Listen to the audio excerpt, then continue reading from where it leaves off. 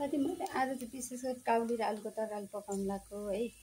खासै राम्रो त आउँदैन, त्यही पनि के कस्तो कमी कमजोरी हुन्छ भिडियो हेरेर बताउनु ल। अहिले चाहिँ प्याजलाई चाहिँ यसो चलाएर रातो रातो बनाउँदैछु है। अब यो प्याज रातो भइसकेपछि चाहिँ यसमा मैले आलु हालेर भुट्ने विचार गरेको छु।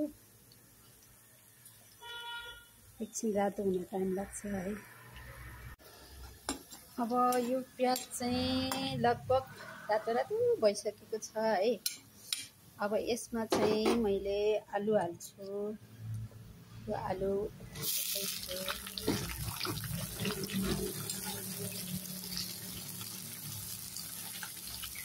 र यो आलुलाई पनि एकछिन रातो हुने गरी भुट्नु पर्यो हैन। ल यो आलु पनि रातो रातो हुने गरी भुटे। अब यसमा चाहिँ यो काउली जुन काटेर राखेको काउली छ यसलाई हालिदिउँ हैन। आज अलिक सानो कराईमा पकाइछु के भाइ, त्यही भएर अलिकति चलाउन गाह्रो होला जस्तो छ।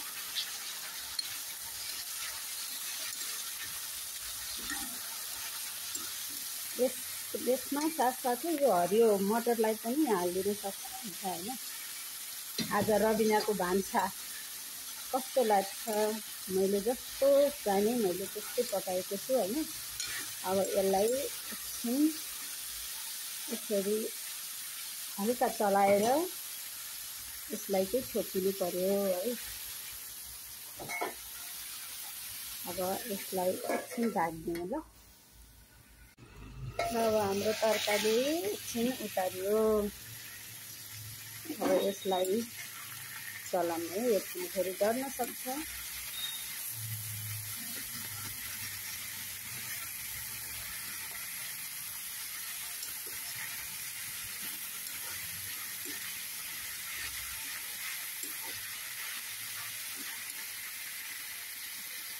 अब यसमा अलिकति बेसार,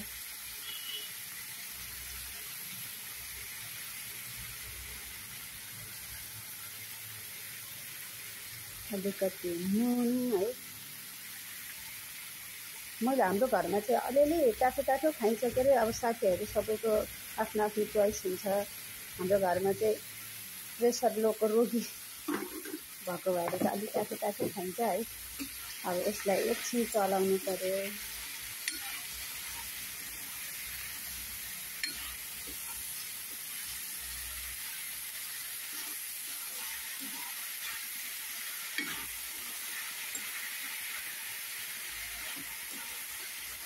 फेरि साथीहरूले कसैले नजानेको तरकारी पकाएर हामी कसैले नजान्ने गरेर पकाएर देखाइछु भन्नुभएको होला।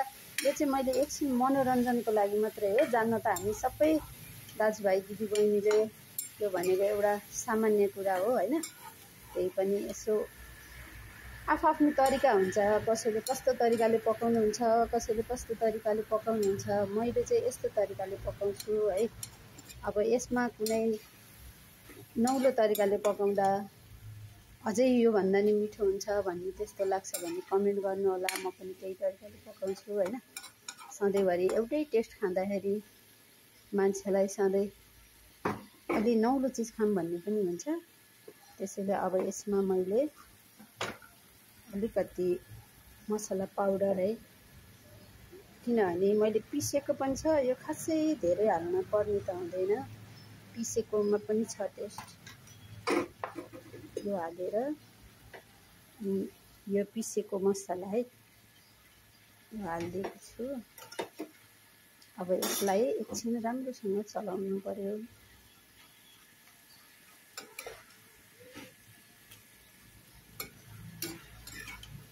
साथीहरूले मैले यो भिडियो हालिसकेपछि चाहिँ सकभर फुल वाच गरिदिनु होला है। फुल वाच गरिसकेपछि चाहिँ जस्तो भिडियो भए पनि फर्युमा जान्छ।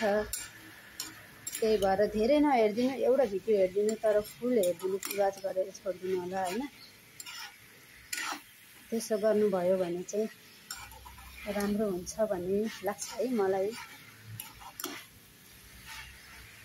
र साथी अब यसलाई एकछिन छोपिदिनु पर्यो।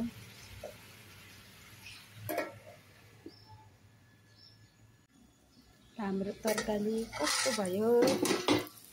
एकछिन छोपेर राखेको थिएँ होइन, अब त्यसलाई डढ्न सक्छ, चलाउनु पर्यो।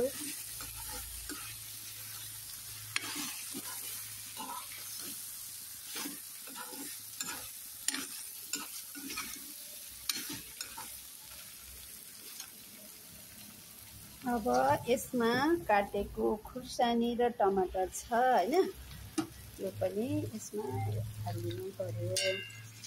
हालिदिएर यसलाई फेरि चारैतिर चलाएर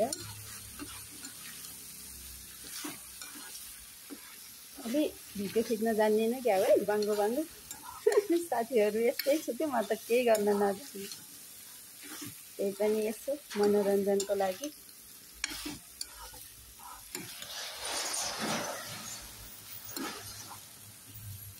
यसलाई फेरि एकछिन चलाएपछि यो टमाटर गल्नको लागि, तरकारीहरू पाक्नको लागि फेरि छोड्दिउँ है।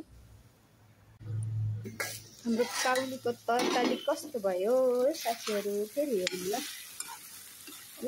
अब तरकारी लगभग पाक्न लागिसकेछ है। यसमा चाहिँ अलिअलि टमाटरहरू गल्न पर्यो भनेर छोडिएको थिएँ छोपेर। अब यसमा चाहिँ थोरै टाँसिन्छ कि भनेर थोरै पानी हालेर यसलाई चलाइरहेको छु है।